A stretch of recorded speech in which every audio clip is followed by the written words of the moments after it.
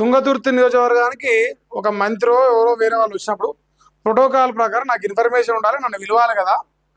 నన్ను పిలవకుండా చేసుకోవడం మీరు అంటారా దళితుల పైన చూపిస్తున్న వివక్షణ, ఇలాంటి దళిత నియోజకవర్గాల పైన ఈ ఎస్సీ రిజర్వ్డ్ కాన్స్టిట్యున్సీస్ పైన మీ పెత్తనం ఏంది అని చెప్పేసి ఇక ఆయన మాట్లాడినైతే మీరు విన్నారు కదా. ఇంకా చాలా చాలా ఇంకా గట్టిగా ఉన్నాయి స్టేట్మెంట్స్.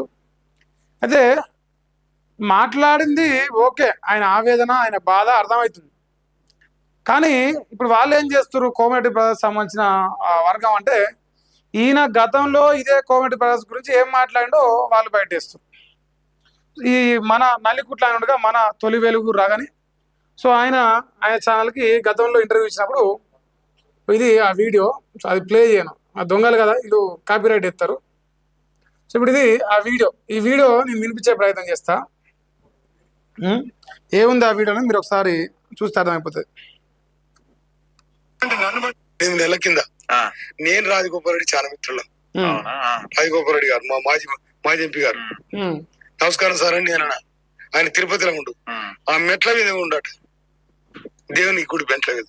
సావేల్, నేను తిరుపతి దేవుని గుడి మెట్ల మీద ఉంటే నీకు చెప్తున్నా, నువ్వు ఎమ్మెల్యే అయితే పో అన్నాడు.